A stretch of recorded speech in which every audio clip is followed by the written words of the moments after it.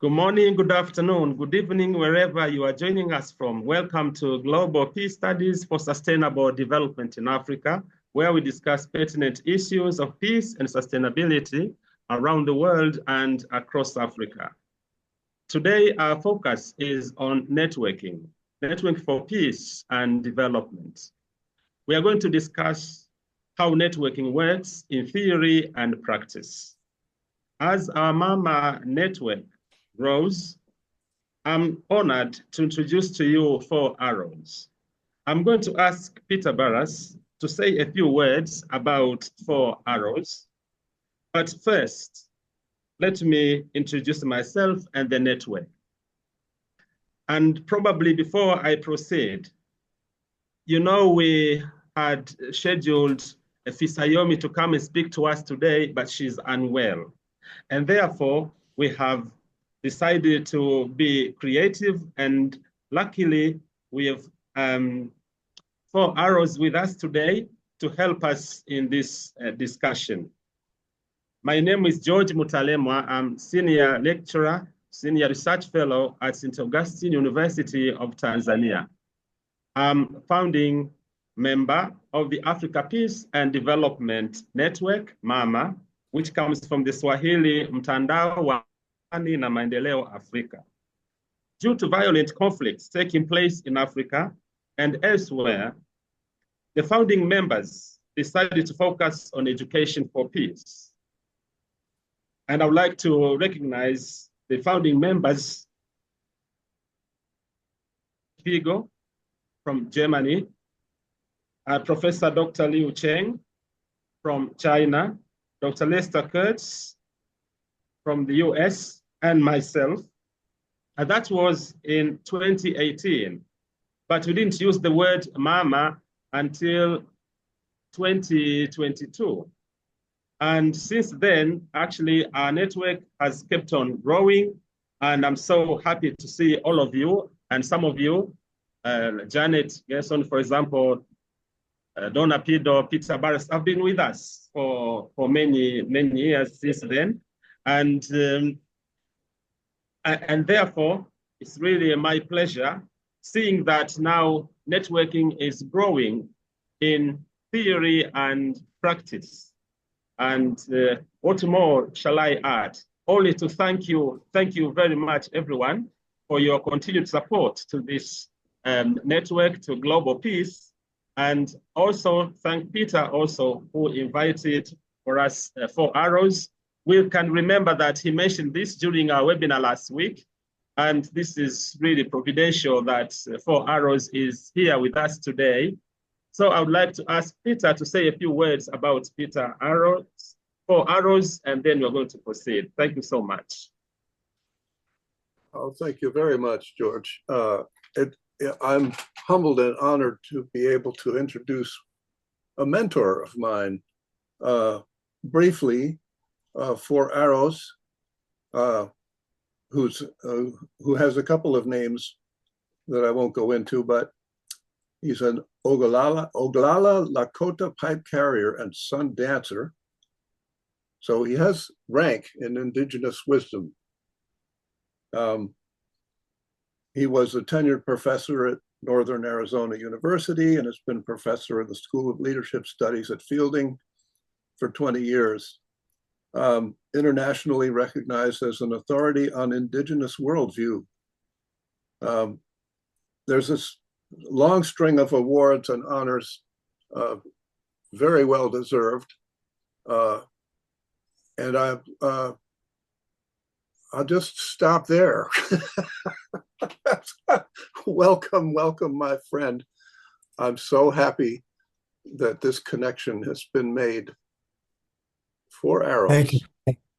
Thank you for asking me to do this, and I was happy to come aboard here. It fit in with my schedule just barely because of the early morning.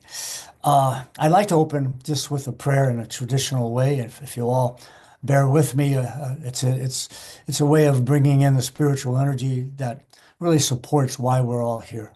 So please join me. O tungashi lo wakantanga na makompo na te teo atopa na unshimaka a hituayan gelo. O yate oya sin chankuluto ochnamani oichakiapo. O yate oya sin unchiwi chalapono oichakiapo hecho witozani washte oni wa big telo.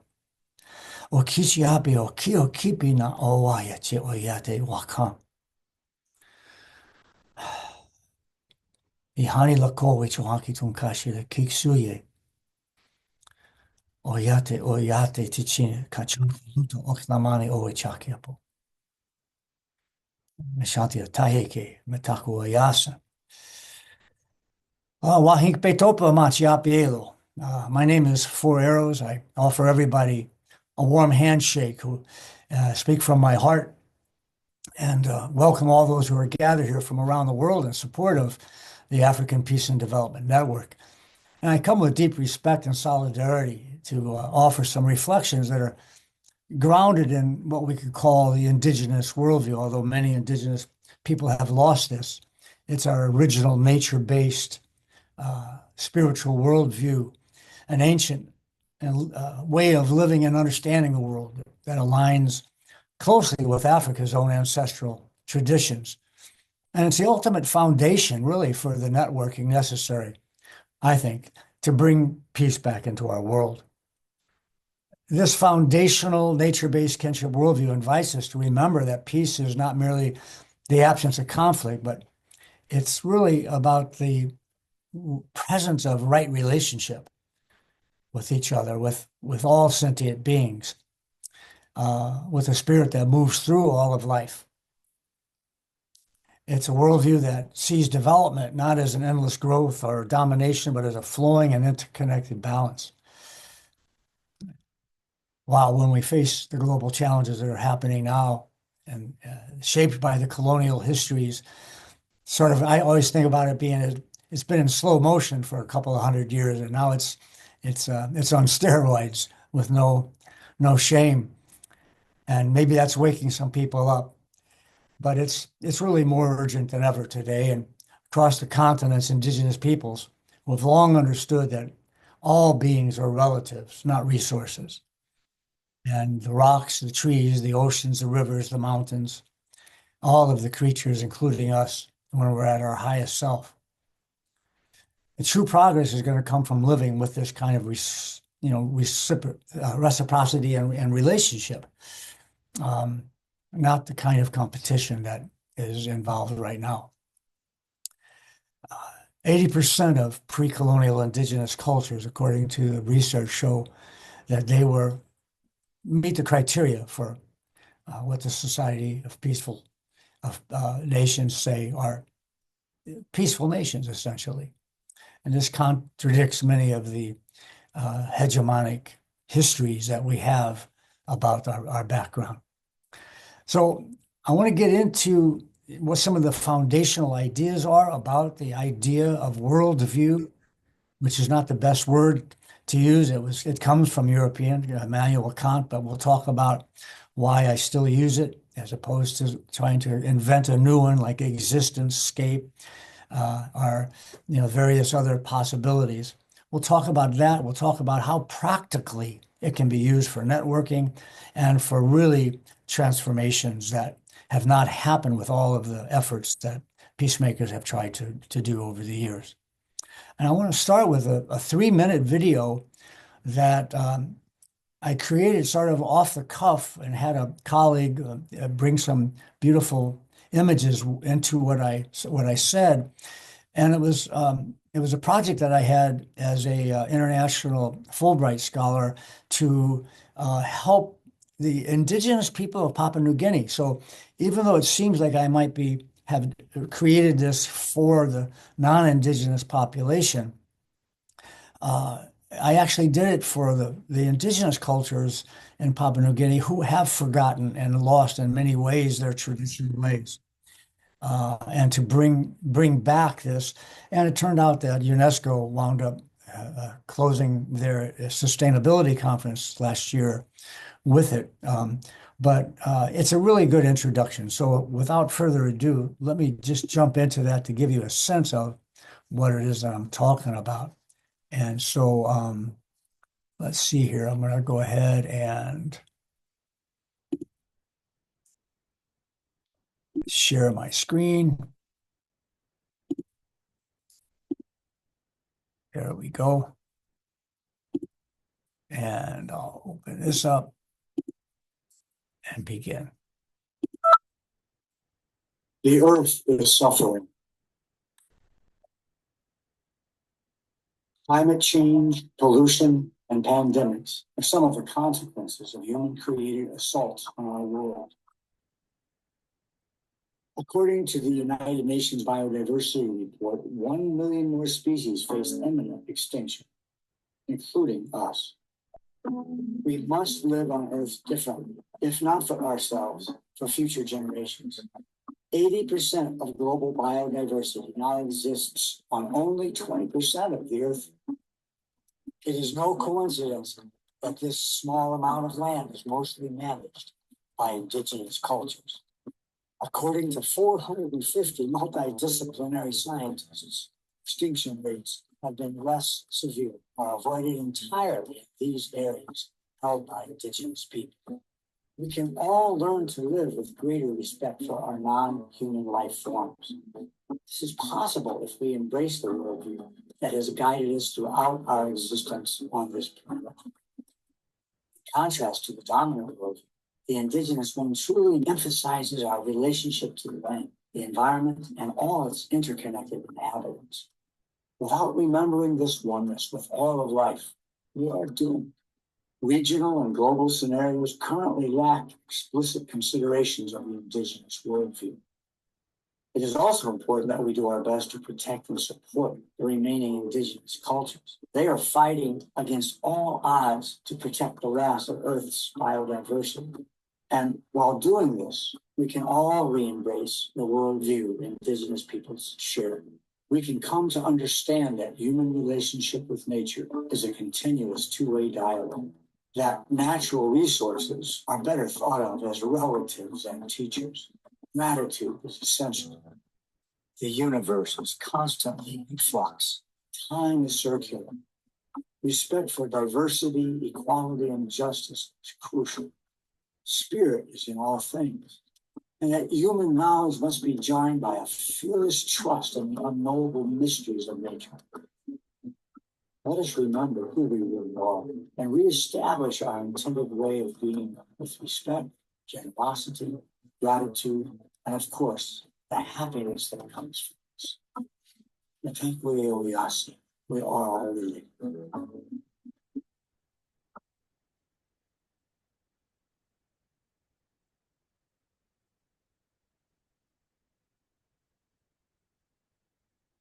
Okay, let me make sure that's off. I think what I'm going to do is, in an unusual way, is I'm going to ask if there's any questions at this point in time already, just with this introduction, and if not, I'll continue. Anybody have any questions or comments about this idea of worldview and the connection between a nature-based worldview and peacefulness and on Earth?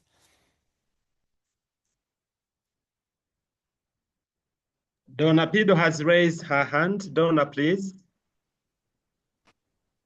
I have a comment and a question. First, I want to thank you for saying the opening prayer in whatever language that was. If you told us, I didn't get that. Because it reminds me of my Roman Catholic childhood when I learned to pretend that I understood the Latin, but I never did. And because my parents sent me to public school, which we all know is a crime against humanity. And then, oh, yes, and so that's my comment. And now my question is, what makes you think that humans have ever been peaceful, any of us, anywhere, in any time or any point in history? That's a really a perfect question, and I'll pay you for that question later. But it really opens the whole purpose of why we're here in networking, and it's a common question. If we look at the hegemonic education that we have received about the human past. I've written a book, well, this is just one of them. It's called Unlearning the Language of Conquest. Scholars Expose Anti-Indianism in America. The University of Texas published that. Vine Deloria Jr. and a number of other top scholars are in it. And we expose some of the, and I hope I just can open right up to it, some of the scholarship, supposedly, from anthropologists from Oxford, from UCLA, from other places. For example, Christy Turner from the University of Utah. Cannibalism and Violence in the Prehistoric American Southwest is the name of her book. Here's one from Stephen LeBlanc, published by St. Martin's Press. He's at the University of Utah also. Constant Violence, Cannibalism and Warfare amongst the Anasazi and other Pueblos is the information in his book, Prehistoric Warfare in American Southwest and Constant Battles, the Myth of the Peaceful Noble Savage. Here's one here by Lawrence Kelly at Oxford University Press.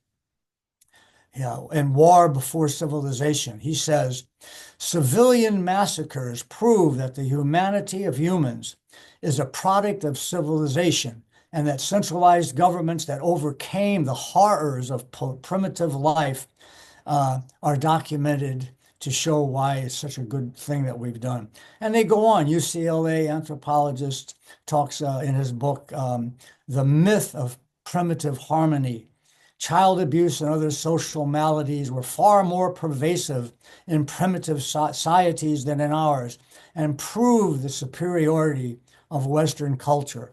And I could go on and on and on with what we have been taught that has, I believe, brought forth that question and the questions like it that I've heard over the last 40 years.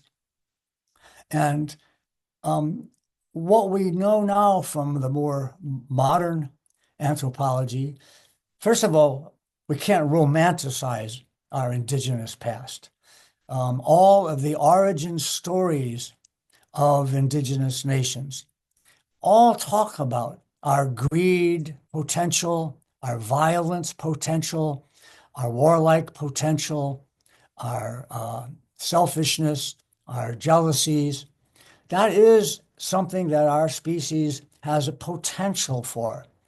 But in the study of worldview, a very scholarly study, whereas the dominant worldview considers us born sinners, essentially, all the Abrahamic religions have taught us that, that essentially the indigenous cultures were living according to nature and nature's laws. Darwin, when he wrote his book, Descent of Man, said, I'm going to talk about a long-term adaptation process that is very unique and interesting in how animals emerged. But in his introduction, he mentioned, but the world itself is a symbiotic system. Peter Kropotkin wrote at the same time, following that book, when he saw the neo-Darwinists all saying things like, in terms with survival of the fittest and dog eat dog, etc. He said, no, Darwin knew, and I'm going to write in this book called Mutual Aid, that life systems are about balancing. And that's why we didn't have until around 9,000, 10,000 years ago, rivers polluted and air polluted. And like Levitt says, about 80% of all pre-contact cultures meet the criteria of a peaceful society, according to the research. And so it wasn't that we don't have the potential, it was that we have departed from nature. Our language about 9,000, 10,000 years ago, probably somewhere around the area of Turkey, the languages changed from verb-based, nature-based languages. If you hire a great person that is an expert in flora and fauna and hike from the border of the United States and Canada up through British Columbia. Every time you come into a new territory where there's different plants and different animals, you'll find a different tribe with a different language, because the language came from the earth. And then about 10,000 years ago, something happened. I write about it in Point of Departure. It's just speculative. But we did move into an anthropocentric, human-centered way, separating ourselves from nature, creating languages that were society-based. Socrates says, I cannot learn anything amongst trees, only in towns amongst men, for example. And so I could go on and on with this, but I really do thank you for that question, because it's always at the root of everybody's thinking. You know, is this a romanticizing of the past? Where do we get this information when everything I've taught has been like we exposed? And of course, in this book, we expose the falsities and the inadequacies of the scholarship of these individuals. We know, for example, that for 13,000 years in the Amazon rain basin, there were cultures that had great towns, if you will, buildings, civilizations that were remarkable. But there was no destruction of nature. They created black earth from their waste. They managed the trees. Humans have always had an impact on earth, but it was always in alignment with our role as one of the animals on earth, one of the species on earth. But so I could go on with that, and I don't want to, do the whole time on it, or we can maybe, if we have time, and we can have some more arguments about that. Maybe if people have things they want to say about it, but it's a big deal. There's a lot of scholarship on it, and I think it's a fundamental idea. Now, we also know that today, if you go to our website, provensustainable.org, that there are cultures that have lost it, turned to violence and alcoholism, and then usually it's the women that are our leaders, and they brought the culture and the language back to where it's sustainable, it's peaceful, and so we know that this still exists today. And the United Nations report of 2019, the largest study ever done, the UN Biodiversity Report, 500 research scientists from all disciplines, 50 countries, 15,000 peer-reviewed papers. You could go to the Nation, the journal, the largest, oldest journal in the United States, liberal journal, and just put in 4 arrows, indigenous, the media. And the name of the article is "The Media Missed an Important Message in the UN Biodiversity Report." And what that message is where indigenous worldview, and that was the phrase they used, is existing and still able to have some control over the place or land, this extinction rate of 1 million more species in the next generation, and what we've had happening in the last 50 years with the 60% of mammals, that extinction rate was non-existent or severely reduced. Well, what's the relationship between a sustainable planet and peace? Well, it's a respect for relationships. It's a respect for reciprocity. If you are having great respect for the non-human world, then you wind up having respect for different tribes, different people, different individuals, and different languages. And that's what we know generally happened in about 78% of cultures that were matriarchal. And there's a whole story to that. So thank you for the question. And it's a good way to get started. Anybody have another question? Because yeah, Janet. Unmute yourself. You're muted. My computer is very cranky. Hello, I'm very excited about this. Unfortunately, I have a conflict, so I'm glad you took my question. Now, I'm co-writing with of Alejandra Barada, who's an indigenous person from the Pueblo Originales within the city of Mexico.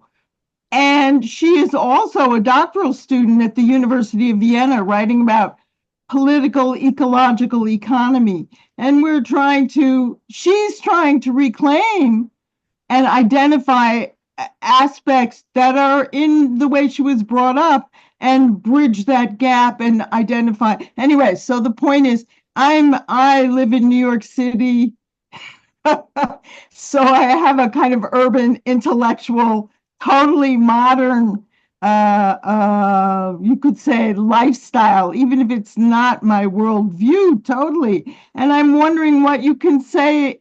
I mean, I don't think we can just get rid of these things like cities right away. How would you describe the bridging, and what references can you give us for that? Thank you. Yeah, if you go to and again, thank you, because you know we're in sync, and spirits are guiding this conversation. As I said in my introduction, to me the core of this is our worldview. And this worldview here, you can all go to worldviewliteracy.org. Maybe someone can put it in the chat box. Worldview, all one word, and literacy, worldview literacy, all one word, .org. And you can download this for free. If you wish, you can order a great big poster of it, like I have here also. But it's a non-binary, contrasting set of 50 precepts that are manifested in the dominant worldview and have been over the last 10,000 years, mostly the last maybe 1,000 years, and in the Americas maybe the last 1,000 years, compared to our nature base, based on the scholarship of first contact memos and articles based on anthropology studies. And I'll just give you a few examples that makes this a very practical way for the kind of change you're saying, and how to bridge it. Because once we change our foundational worldview, then if we actually believe in it, all of these things can change within a generation. And I've seen this in those cultures that I've told you that we study at Proven Sustainable. You can even go on Google later and put in MESOC Decolonizing the Mind, and you'll see a 15-minute presentation about the story of a culture that in 2 generations went from, really being at the bottom, with no one remembering hardly the language, with alcoholism, with sheep that couldn't grow, with plants that didn't grow. And you'll see the transformation just in 2 generations by bringing back their worldview and their place-based knowledge. It's really important to make a distinction between indigenous place-based knowledge, which you can only have if you speak the language fluently, know the ceremonies fluently, and have lived in one place for many generations. That's fewer and fewer of those are happening, especially in Canada, Mexico, and the United States, but even around the world, we're losing that, like in Papua New Guinea.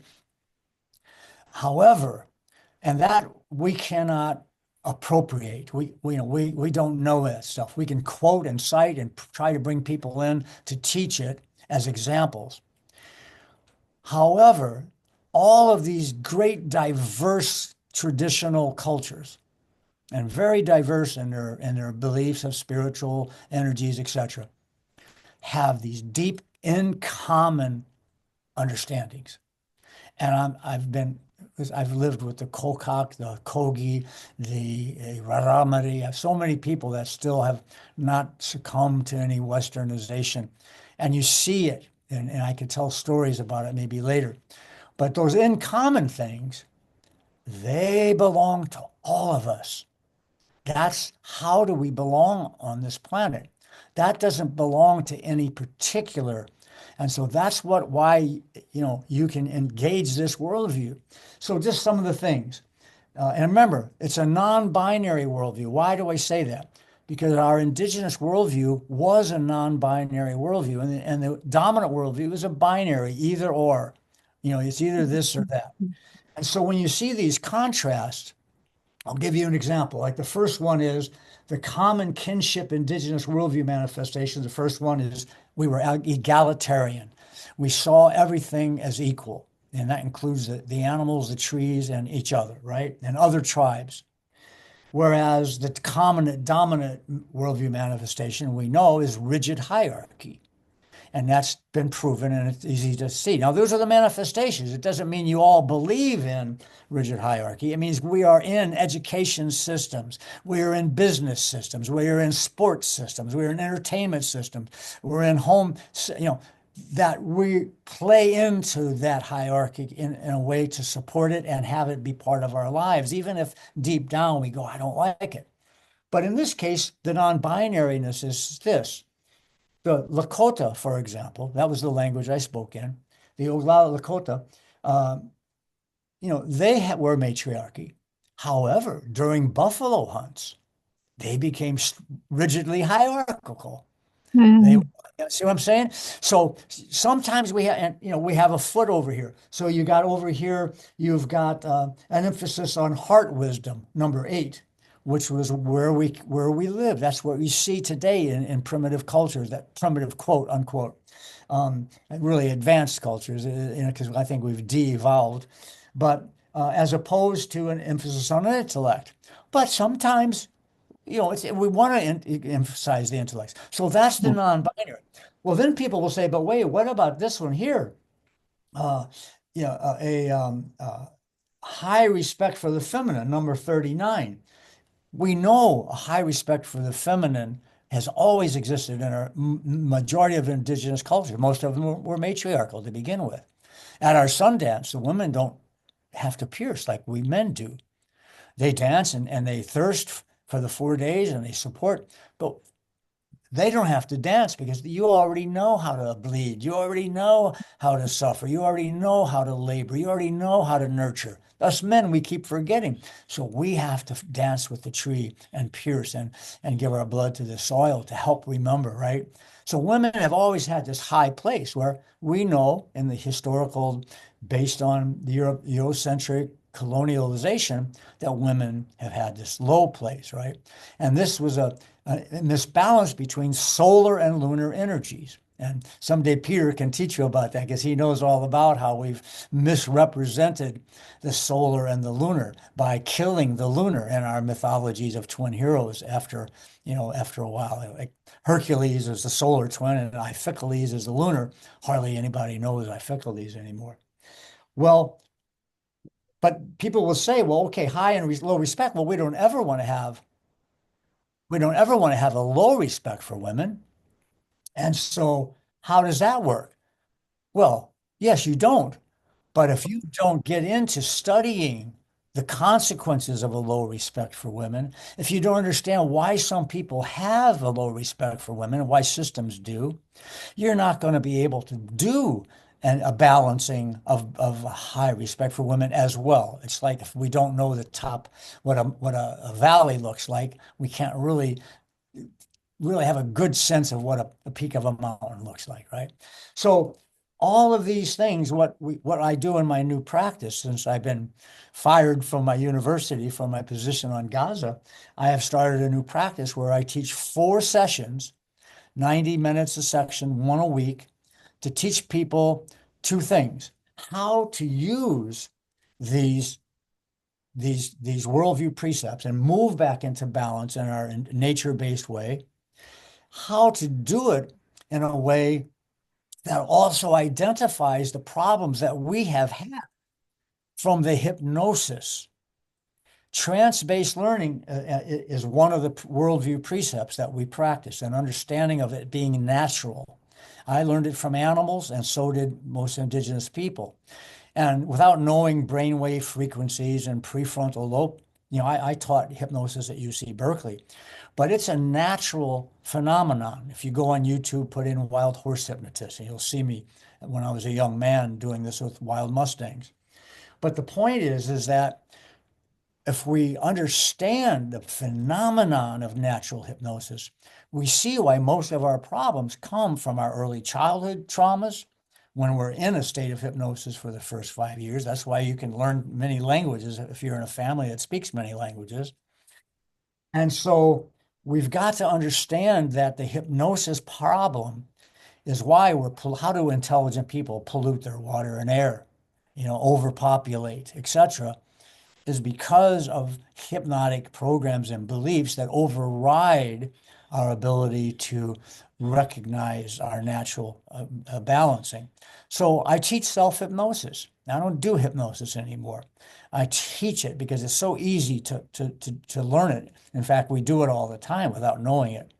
But that's easy. But the hard part is, well, what are the words I should use for the hypnotic changes? Well, that's where the worldview chart comes in. And when people look at it, like number 28, trance is dangerous or stemming from evil. All three Abrahamic religions teach that, as opposed to trance-based learning is helpful and natural, okay? So the worldview chart and the self-hypnosis, and something I'll get to later called the cat-fawn connection, which is a shortcut to that process, is kind of what happens. So Peter has put up here on the for you to see our original one that was in first introduced, and in this one we have 40 precepts. Darshan Narvaez out of the University of Notre Dame and I have added 10 over the years. And so if you go on the Worldview Literacy, you can download one that is got the 50. And then you can also get one like the one I showed you that has a starry background that looks nice when you put it up, right? Okay. So anybody else have any questions? Because we can do the whole hour with questions and answers. I'm happy to do that. Thank you. I'm sorry, I have to go, but I'll follow up later. Before you go, I'm going to make you late, but I want Janet, because of your work, I just wanted to say I have wanted to suggest an addition to the precepts list for arrows, and they would be identity versus dignity.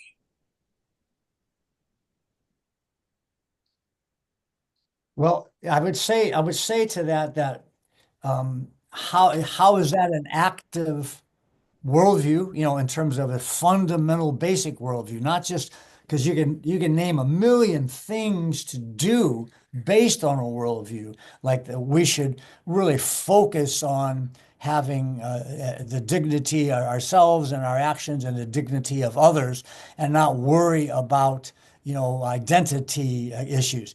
Those are one of the many things that come out of it, but it's not a worldview perspective unless you if you look at these carefully, you'll see there's at least 2 or 3 of them that really will show that. Just for example, honoring diversity and multiple perspectives, emphasis on becoming fully human, the whole idea of competition.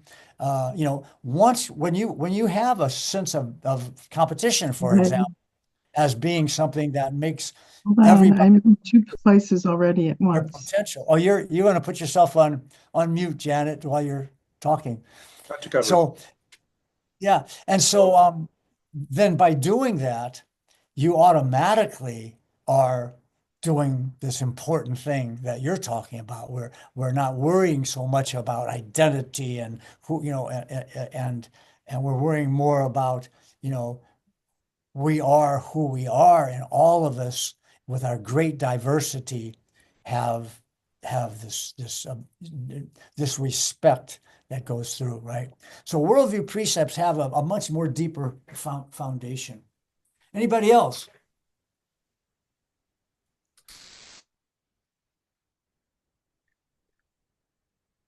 Okay, so let's move on then to talking about how the idea of worldview really came about, so we can get a sense of the downside of worldview.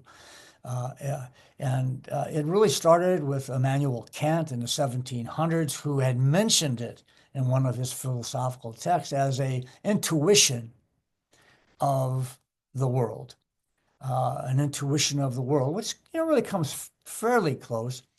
But from there on, it was just captured in ways. I hope that's people joining and not people leaving. But that captured this idea that a worldview, which I said earlier, is not the best framework, because our nature-based quote worldview is not about viewing or seeing. It's not really an accurate depiction. It's more about belonging to the world.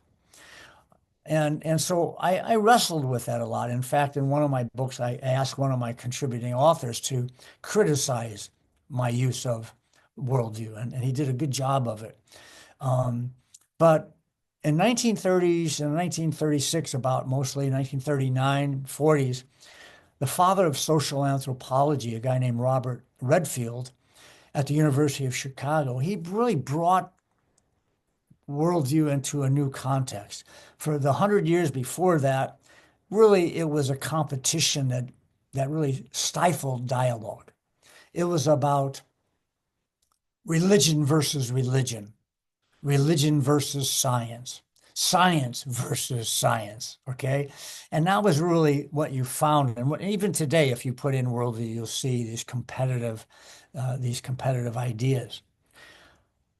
Well, he really came back more to that intuition of the world, but what he noticed was that when people talk about this foundational idea that often is uninvestigated, and that leads to so many new values, like the priority of dignity over identity, he noticed that people talk about only the same things all the time. They talk in ways that either are human-centered or are nature-centered, biocentric. They talk about things that are seeing, the sentience versus our anthropocentrism. They talk about materialism versus spirituality.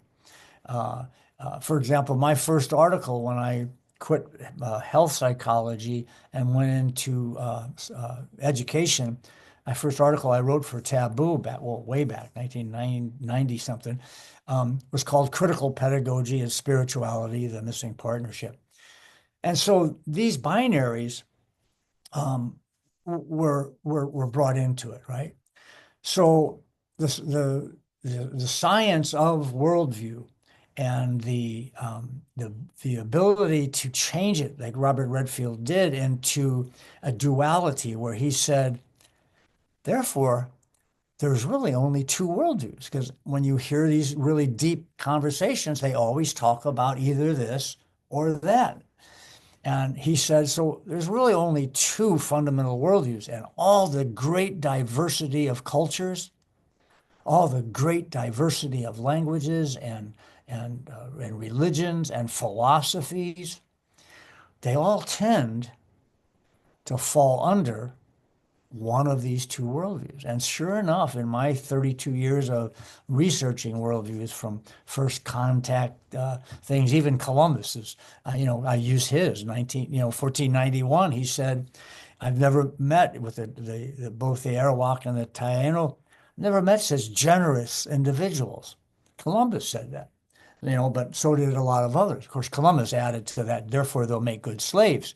But, aside from that, that's part of the history of the research on this, right?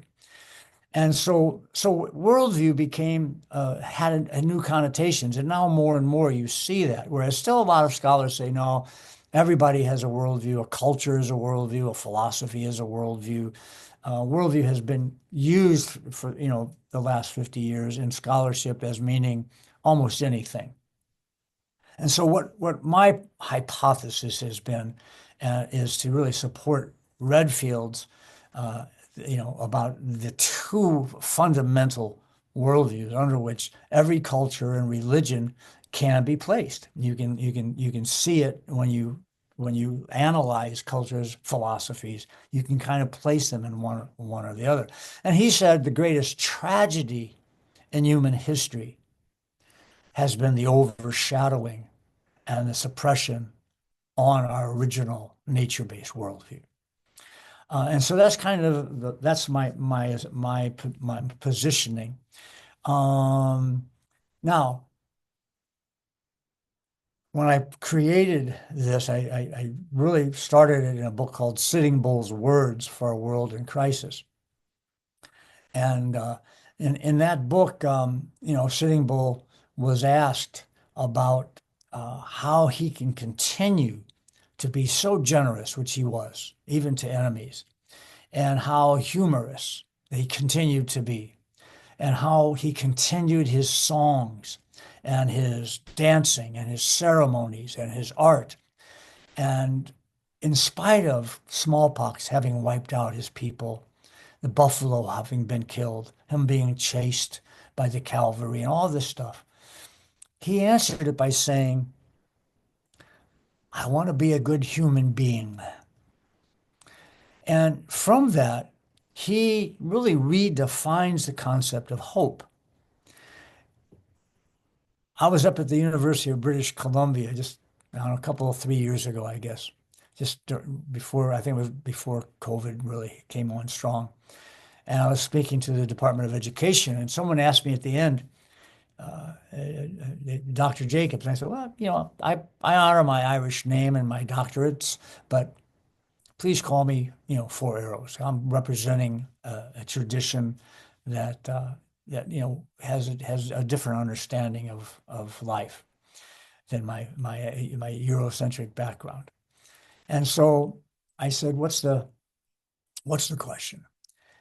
And he said, why are you here? Because I had said when they said, can we use the worldview? And do you think if we use it that we can turn things around? And it just came out of me naturally. I just said, I don't think so. And they went from loving me to hating me in that moment. You could just feel the tension. All the hands went up in the air. Well, then why are you here? Why do you write the books? You give your royalties to other, indigenous causes and stuff. What are you doing here? Why do you write the books? And I cited Sitting Bull, And so I said, let's redefine hope. Instead of hope being the certainty for a good outcome, that in this challenging times that we're in right now, that we are going to turn climate change around, and we're going to reduce the number of fascist governments, and we're going to stop the horrors that are happening and violence, genocides. I said, well, let's define hope instead as, instead of the certainty of a good outcome, the certainty that what we're doing is the right thing, regardless of the outcome. Well, I've had people email me since then several times who are activists. And the letters kind of go something like this. In my activism, I've burned out. I've done 4 Standing Rock tours, tours at Standing Rock, the protest of the oil pipeline, going up in the line, everything. And, everybody had a lot of hope for a lot of times, when Obama briefly at the last minute said, okay, now they have to get an environmental impact report, and that Trump turned that around right away, and people who just fought and were imprisoned and were hurt with their efforts, they had the hope, wow, we did it. We turned it around, and then it didn't. Well, many burned out because they really hoped that it would all work. Whereas not the indigenous peoples that were there. I'm talking about the non-indigenous people. The indigenous people move on a trajectory that I think is a real important part of this worldview concept. From fear to courage to fearlessness. Let me see if I can explain that. Because each of these worldview precepts, has these kinds of defining moments that I teach in my practice in the 4 sessions. So So fear is a beautiful thing to indigenous ways of understanding, our original ways of understanding. This doesn't belong to a particular people. This belongs to all of our ancestors if we go back far enough. Forget the identity, and and this is about everybody. So we all, our ancestors really would see fear as a gift. It was a beautiful thing for a few seconds or maybe milliseconds because it warned you of a danger. And how can you not be grateful for an emotion that does that? And so good on fear for just a few seconds, and that it prompts us to, the fight or flight. And if we can't fight and we can't fly away, then we move on. Emotion has the word motion in it. We move on to an appropriate action. Okay. Now, most of the fears that we have today aren't these sudden lion coming out of the woods or a bus hitting us. They're more related to long-term issues of survival physically, but also to the death of our egos. The number one fear in a large study that was done, the number one fear was public speaking. The number two fear was physical death.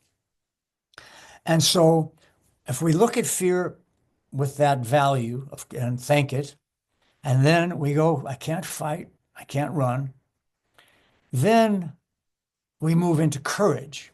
Now, courage is an emotion, and it also takes energy from us, but it's the courage to go up on the line in front of the policemen with all their batons, or the courage to speak out against your boss, or whatever it is. Courage is a beautiful thing also, and we honor it deeply. However, those of us who have courage in all worldviews can burn out with it. And you can only hold on to it for such a period of time, and it becomes very selective. That's because we don't do what Gandhi once wrote. And he wrote in a book that I read in Michael Fisher's biography about my work, which is the title of the book is The Fearless Engagement of Four Arrows, putting a plug in for Michael's book. It's a very scholarly book with about 150 footnotes at the end of each chapter. It's really about the philosophy of fearlessness that is built into our indigenous worldview. And Gandhi, the quote is, a prerequisite for spirituality is fearlessness. Well, in the Western tradition and worldview, fearlessness is foolishness.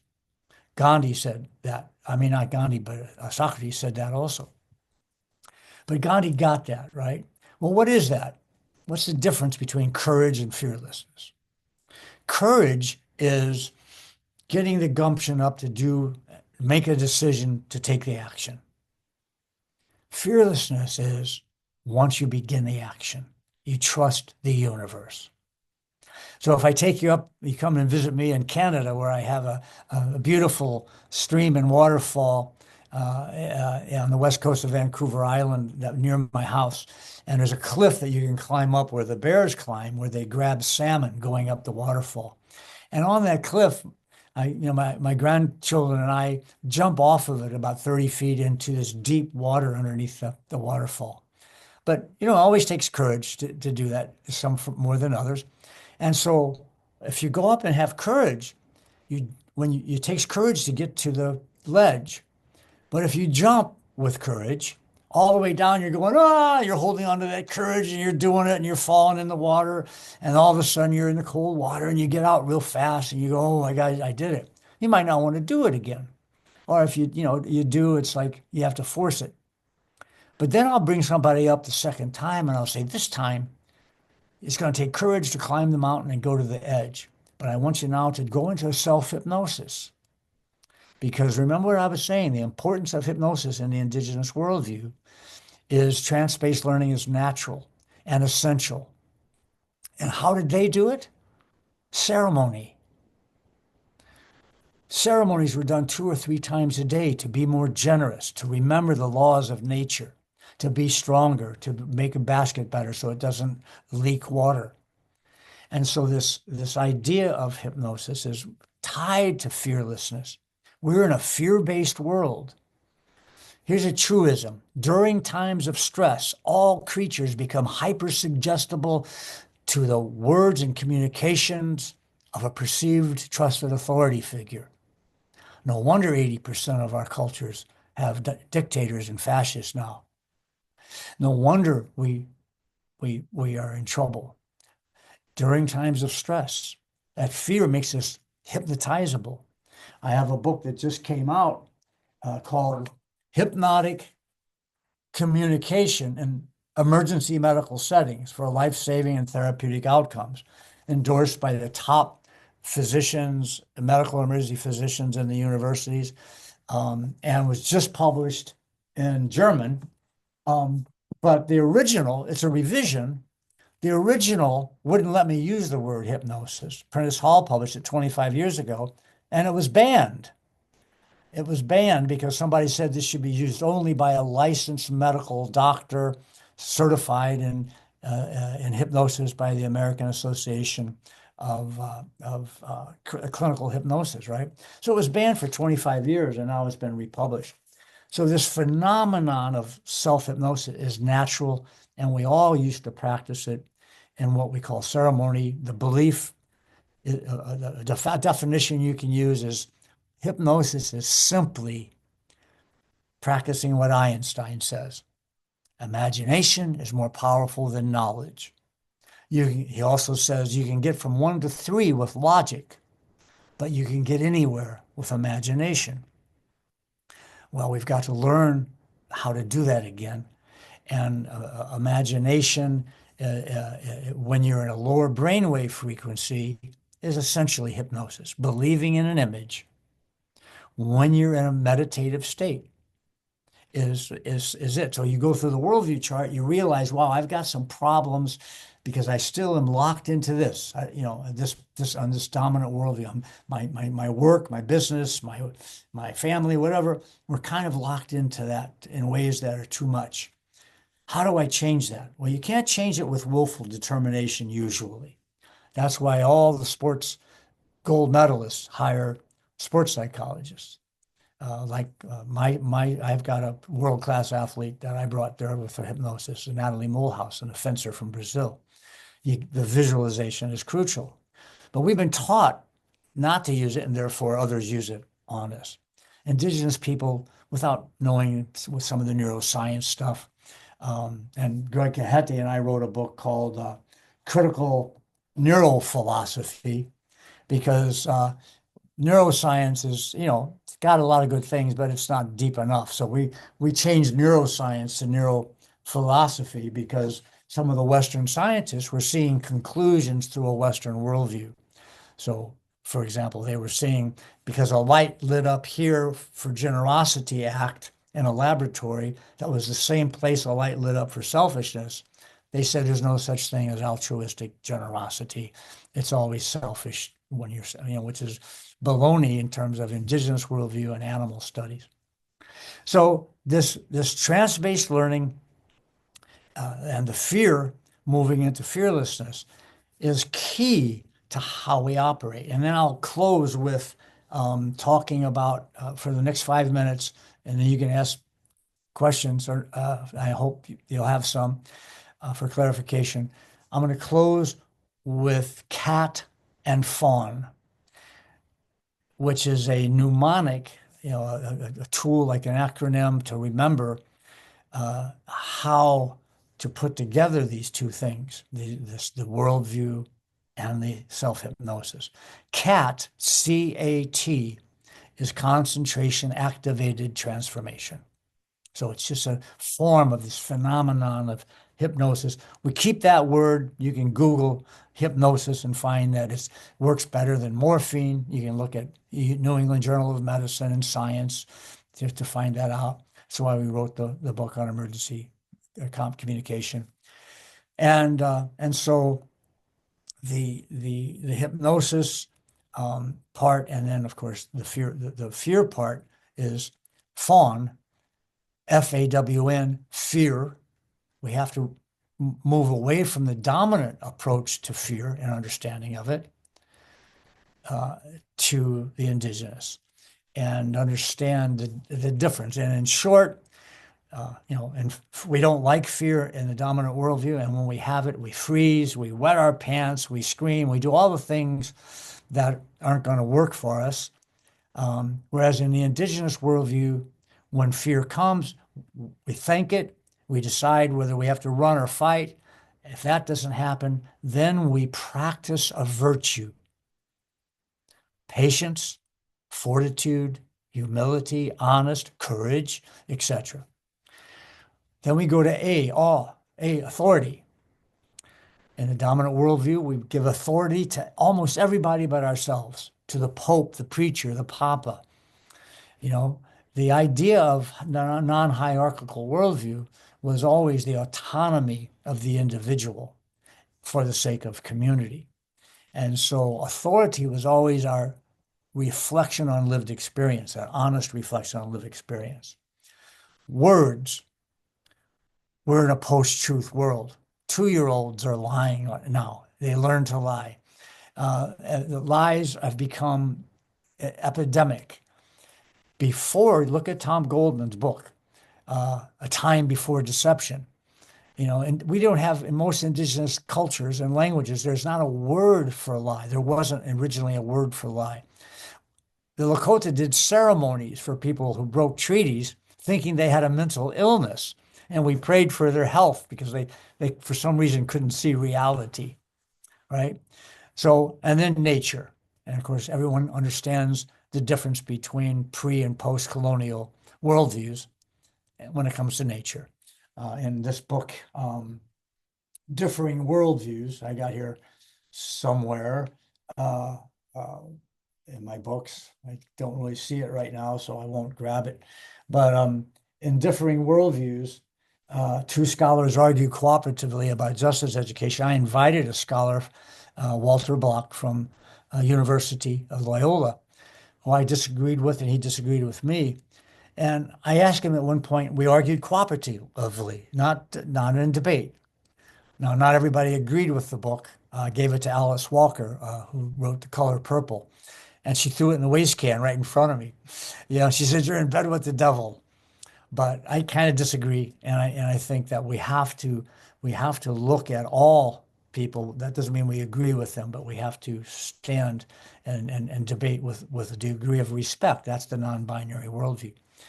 And so, this idea of what he said in the book, to give you a sense for it, he said, I asked him, Walter, it sounds like you think only humans have intrinsic value. And he writes back, well, Forrest, I'm surprised that you said that. This has been an interesting book to write. I've learned from you, you've learned from me, but I'm surprised. Of course, only humans have intrinsic value. Everything else on earth is utilitarian. Well, that's the beginning of war. Once we look down on water, rivers, mountains, trees, animals, then we easily look down on different people for the sake of materialism, and we create a lack of peacefulness. Walokuchiapi, we call it. Peacefulness inside of us brings peacefulness outside. And so fear, authority, words, and nature are the 4 basic ideas that we can start with before we get into the more particular details of the 50 worldview precepts. We can just start with those. What can I do? Why am I doing this? What fear do I have? And that relates to this situation that I'm trying to fix in my networking. On whose authority do I have this belief that I'm bringing into my networking? What words am I using? And are they as true as I can possibly say in my language? And if it's a noun-based language, you really got to work at it, okay, to get that truth. If a woman comes, back in the day when I did hypnosis instead of teaching it, and our man that's obese, I said, what do you say? What words do you use when you look in a mirror? And they say, I see I'm fat. I go, well, let's try to be more accurate with our words. Fat would be in a jar. So the person studies it and goes, I'm a beautiful person that happens to have more adipose tissue on me than I would like to have. Now we can work with that, right? And so, the words are vital. So, that was like a 3-week course in 5 minutes on the cat-fawn connection. You can put in the cat-fawn. Michael Fisher calls it a dehypnotizing technology. I'll close with something that'll probably make Peter mad at me. And which is common because we have great arguments together and we always come to a third place. But in the very beginning of our meeting today, he had mentioned his dislike for and his dismissal of anything that relates to AI, artificial intelligence. And I think he's ultimately right.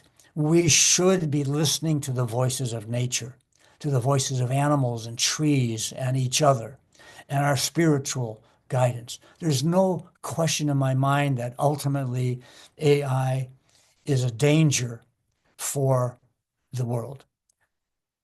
That said, and this, I often feel the hypocrisy of my own position on this, but that said, I have a student who is an expert in AI and that process. And he called me a month ago and he said, 4 Arrows, a long time ago, I came down and did a video about you and cat fawn.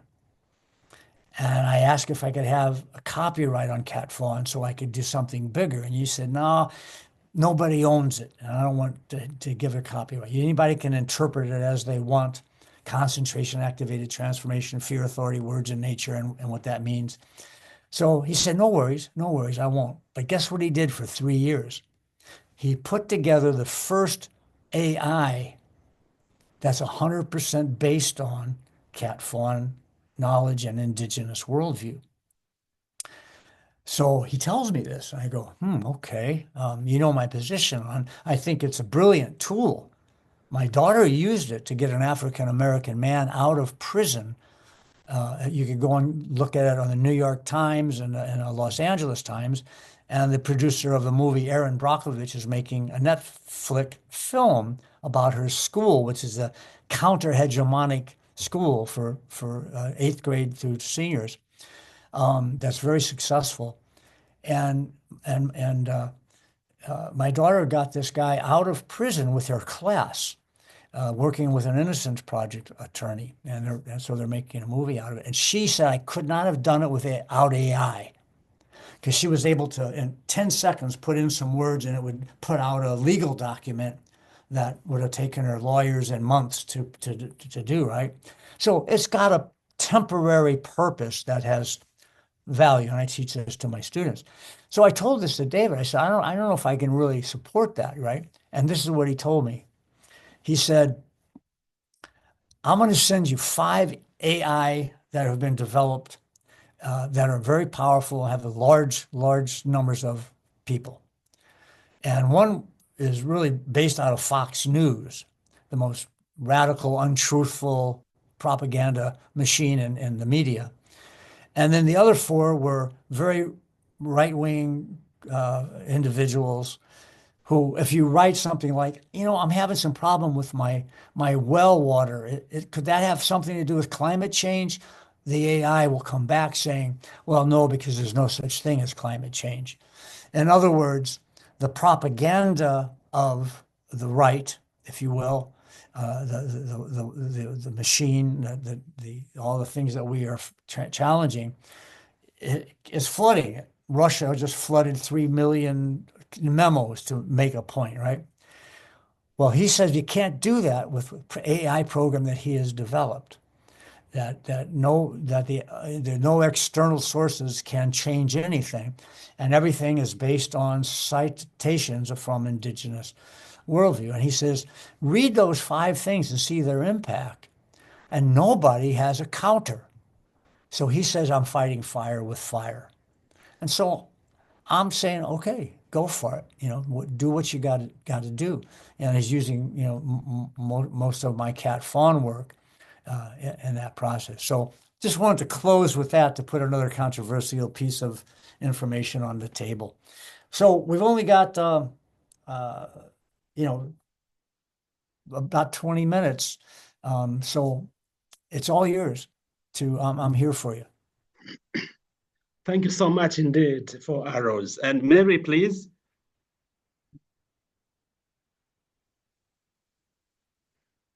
Please unmute your microphone, Mary.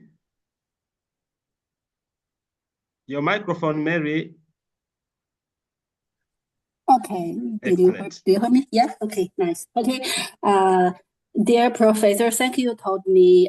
You said I want a good human being. I'm also want a good human being.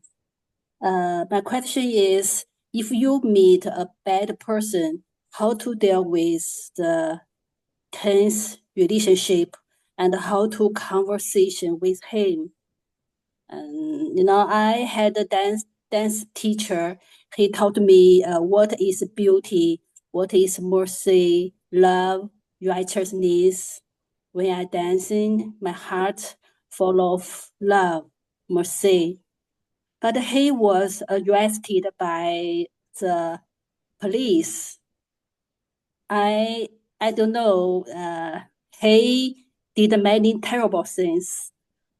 I just want to ask you, when some teacher told me, "Oh, Mary, what is beauty, mercy, love, and many righteousness?" But after I know he's a bad man. How to deal with the situation? Okay, it's a good question. Someone asked me when Donald Trump ran for office in 2015 if I would say something good about him, because I had just written an article based on his biographer's work showing how dangerous he was for the world, not just for the United States if he would get elected. And he said, for Rose, I says, we all know that are studied and understand and not, heads in the sand. We all know who he is, what he has done, and the horrors of his belief systems that will affect the world. But we've got to have somebody understand the indigenous worldview that is about this bringing opposing factors into community.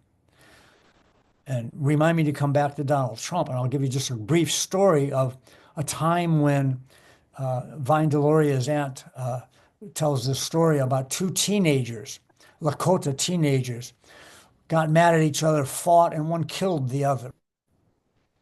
After being in a teepee for 4 days, the whole community decided, what are we going to do for making this right? They could have alienated him. They could have cut his fingers off. They could have done a million things. What they did was the parents of the deceased boy decided to adopt him. And when that decision was made, an adoption ceremony happened in which the boy was given gifts. And he was made a relative of the family whose son he had killed. People hear that and they're shocked. But I'll tell you what, it changed what would have happened. The boy became a great leader. Whereas if he had been in prison or executed, they wouldn't have had that. So with that kind of worldview in mind, I said to him, well, you just want 1 minute, huh? He said, yeah.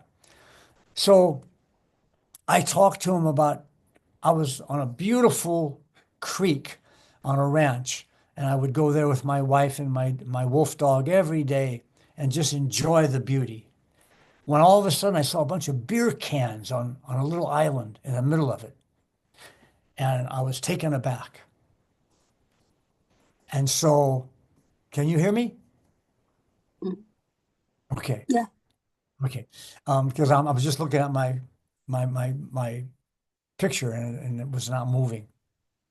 My movie.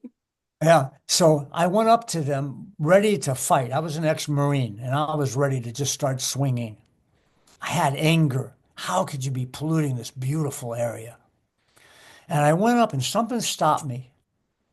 And instead I said, and I pointed to different directions away from the beer cans where there was a beautiful mountain, a beautiful grove, the beautiful waterfall that came into the little stream. And I said, "Isn't that beautiful?" And each of the two Mexican fellows said, "Yes, that's beautiful." And then I pointed to the beer cans. And you should have seen the expression on their faces. It was like the ignorance that they had had was realized. For the next 2 years, all they did was pick up beer cans, right? So I told that story, and I said, if I had the parents that Donald Trump had, if I had the teachers that Donald Trump had, if I was in that world Donald Trump was in, I'm not so sure I wouldn't have those evil tendencies of prejudice and brutality. And so I guess my point, to answer your question, in light of those ideas, is that we have to resist. Nothing has been changed without resistance. Gandhi is evidence of that in many ways. But so as we resist, it's inside of us. If we have the anger and the animosity inside of us and the hatred and the unwillingness to see, like I did with Walter Block, inviting an archenemy to write a book with me, it changes the dynamics. It doesn't mean that you don't want to get this guy out of office. It means that it begins to change the dominoes so that we don't have the recurring continuation. So that's my answer. Anybody else? Richard and then Magdalene, they can ask each a question or a comment, and then you can respond to those together. Okay. Hello. Good afternoon from Ghana. Please, can you hear me clearly? Yes. Yeah, at times I have problem with my mic.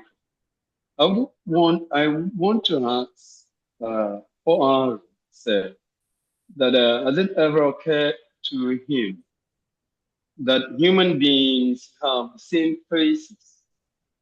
Has it ever occurred to him? And then if it has, then what differentiates what differentiates us? What makes us see our friend, not our faces different? Thank you. Okay, so human beings have a unique imagination, ability to use imagination to implement ways of being that can go outside the realm of nature. As I said earlier, all of our origin stories talk about that potential with the twin hero stories, about how easily it is for us to separate. And again, the twin hero stories talk about very opposites working in complementarity. But those have changed with the killing of the lunar in our mythologies and that kind of problematic. And so the answer is that the non-humans, according to indigenous worldviews around the world, the non-humans have good natures, just like all of the animals, but we have a malleability. We have with our imaginations this uniqueness of being able to create these amazing technologies and to go outside of our remembrances that we are part of nature. And so the Hopi and the Maya and other cultures believe that humans have done this 3 or 4 times in the past. And and this is a mythology, of course, but it represents the idea that we've been given 7 worlds. Nobody knows how long a world is. It could be 60 million years. It could be 18,000 years. Everybody has different theories, but nobody knows what that means. But that the first time humans used their imaginations that separated them from nature with these great technologies that were destroying the earth, and they started warring with each other with competition when they separated from nature. The first was a fire, the second was ice, and the third was a great flood. And we know a little bit about the great flood. They think we're in the end of a 4th world, and we don't know the calamity that will force us into a catastrophe in which hopefully the vibrations of people like you will be around, and maybe even some of us as individuals, to rebuild.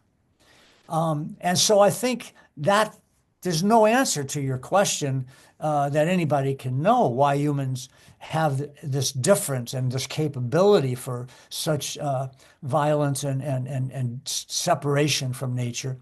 But we have that potential. And I think it's because we're taught that we are sinners from the beginning. So what the heck? Let's take advantage of it. I mean, it's a worldview process. It's a worldview problem that we have to be part of nature. And when we were able to do that, and that's for 99% of this current event of human history, and so we have made that mistake again. And that's the best way I can answer, because, of course, I don't know. We have to accept the mystery as relates to that. We just don't know. But if you look, and you go to the University of Virginia Perceptual Studies program and other places, you'll see that the idea of some kind of reincarnation of spirit, according to a Nobel Peace Prize expert in quantum physics, is some of the best research compared to quantum physics that exists. And so it's probable that we don't know the details, and it's a mystery, but in some way we are spirits in a body, and we do come back. And if we can learn these things and remember that we're part of nature, then maybe next time we'll get it right, maybe not. But I don't think we're going to turn it around before the end of the fourth world. Thank you so much. Excuse me, Dr. I asked this because I realized goats have the same faces, fowls have the same faces, cattle have the same faces, but there is a distinct nature in as it the brain or the eye that differentiates their differences. So studying peace building, I think if human, we have the same faces, then we are equal. Thank you. Thank you. And, the Veterans for Peace are the first organization in the world, the International Veterans for Peace. They were the first organization in the world to ask me to help them with the Worldview Project, the Worldview Literacy Project. And we have a grant that they're practicing right now. So I think it gives you a sense of people that are veterans who have seen war, how they are grasping onto this idea of worldview. Thank you. Madeline, please. And then Bull. Okay, thank you very much. This was very phenomenal presentation. My question, I'm seeking a response to a friend.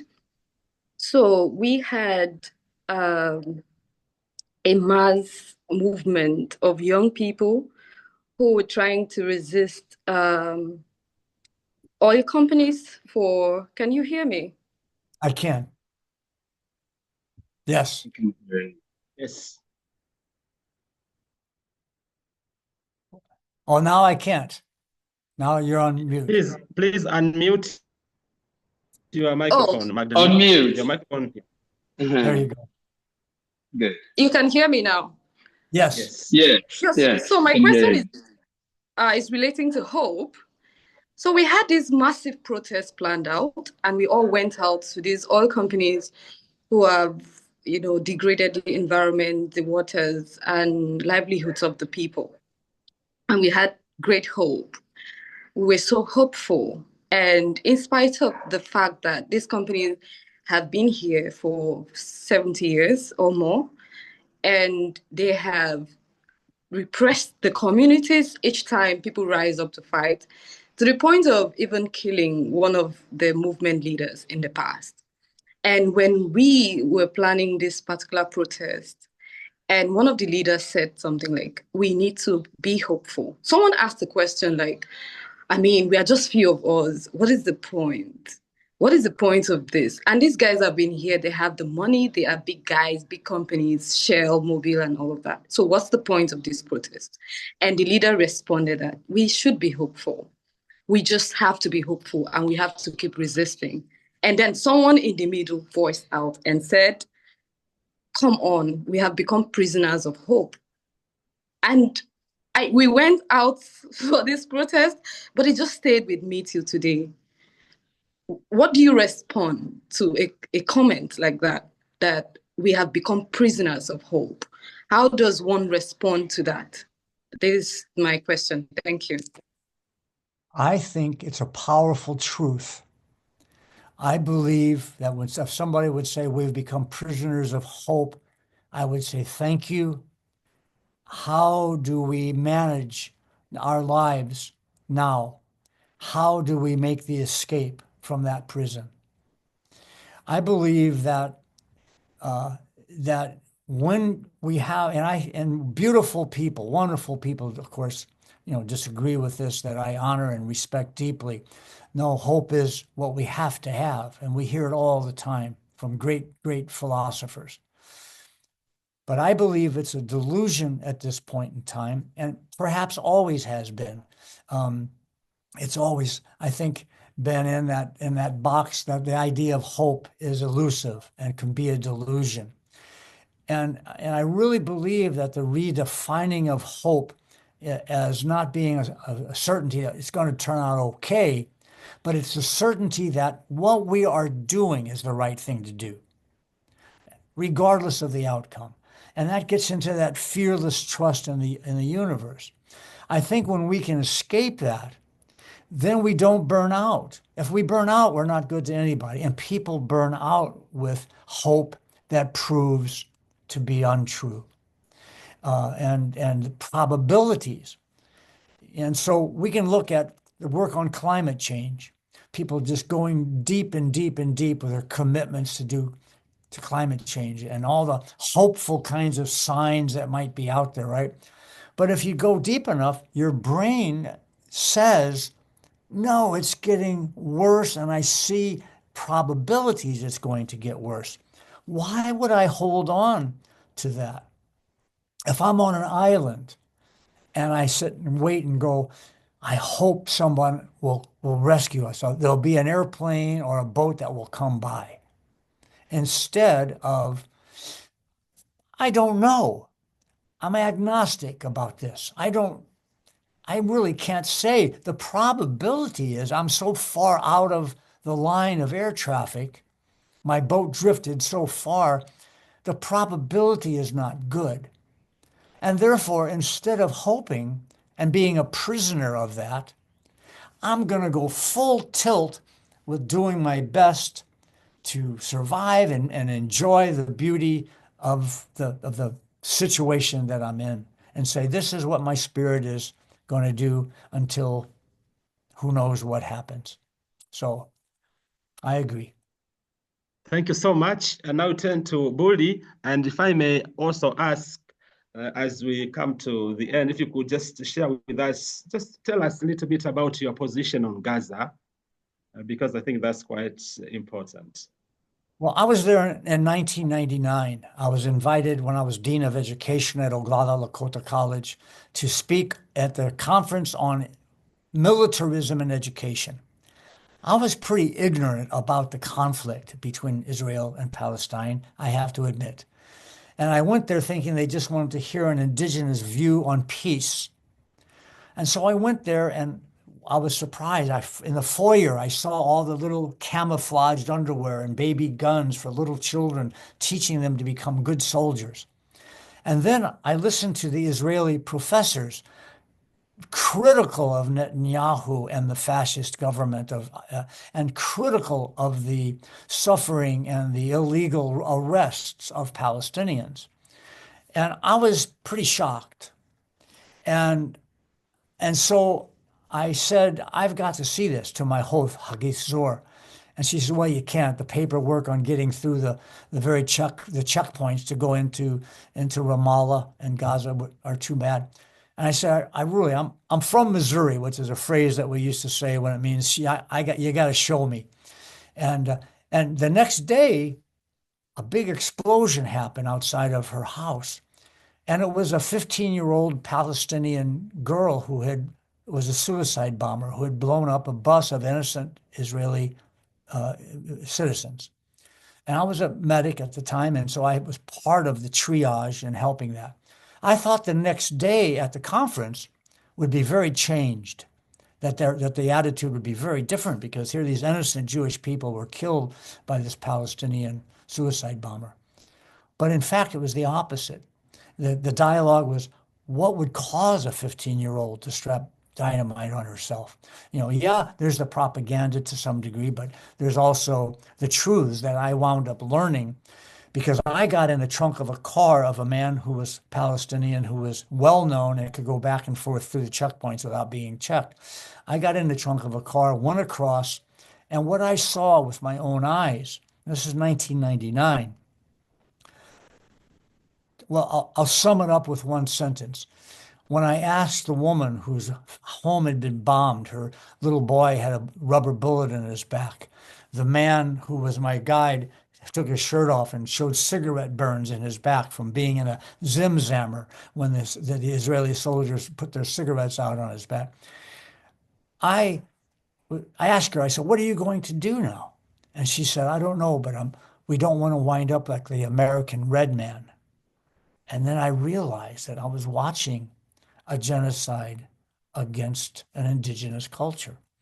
Now, I know all the arguments about it, and yeah, to some degree, both have a right to the land, but ultimately, I think that's what's happening.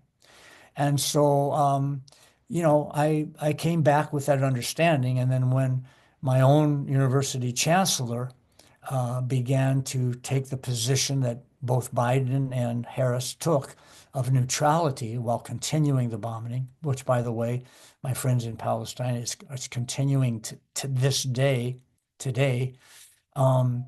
I had to speak out, and I had the power of writing, so I wrote in the local journals and in Taboo and other places. And like other people that are not getting tenure or getting fired across the United States, like students that are being deported, you know, I was let go, right? So that's kind of the story in a nutshell. Thank you so much indeed.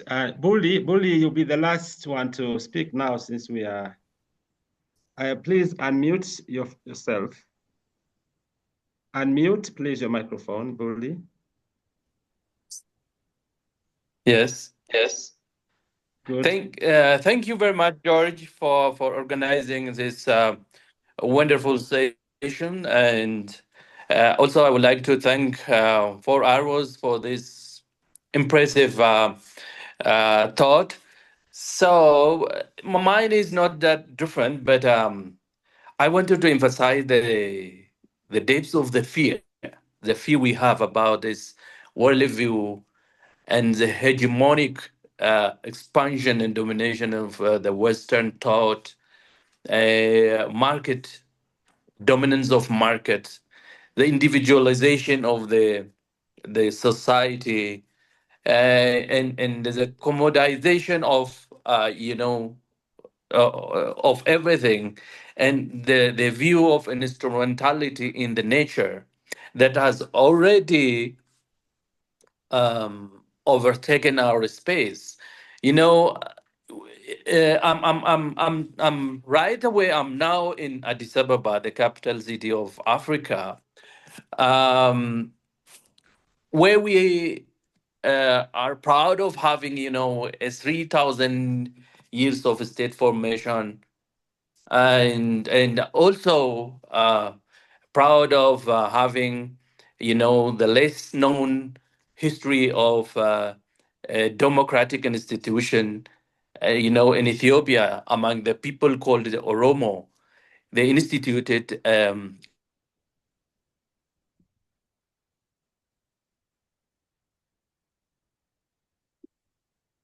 I'm not hearing you now. No, yeah. Bully, we can't hear you. He's frozen.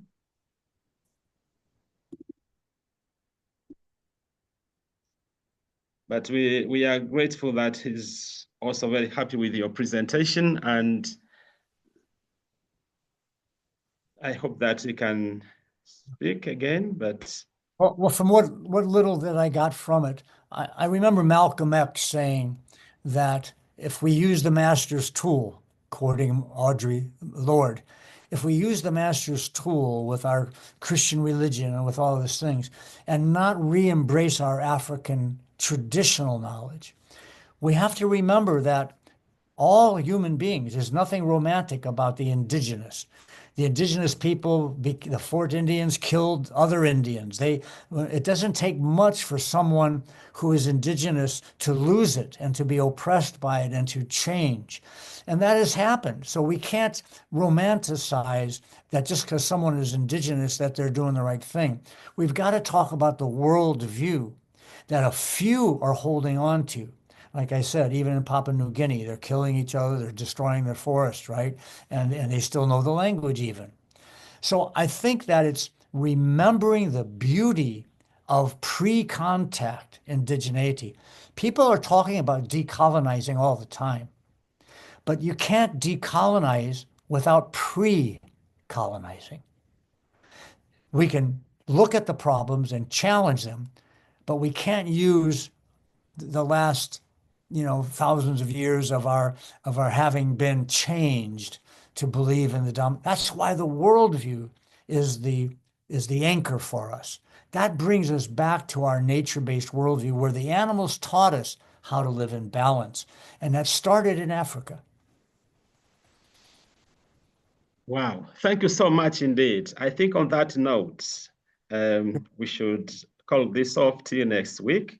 I thank you very much indeed, 4 Arrows, for your time at this very short notice. But this has been a powerful presentation, and I thank everybody also on this call. Thank you also, Peter, for the co-moderation, and I wish you all the best. See you next time, next Wednesday. Bye-bye for now. Thank you. Remember to keep seeing, Thank you. Thank you. keep seeing Thank the you. beauty in the world. We can't forget the beauty that still is in the world.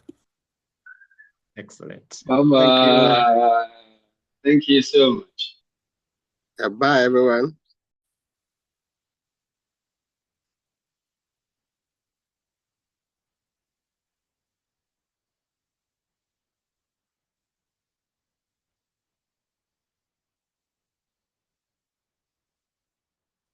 Yeah, bye, Peter, has the everyone. recording stopped?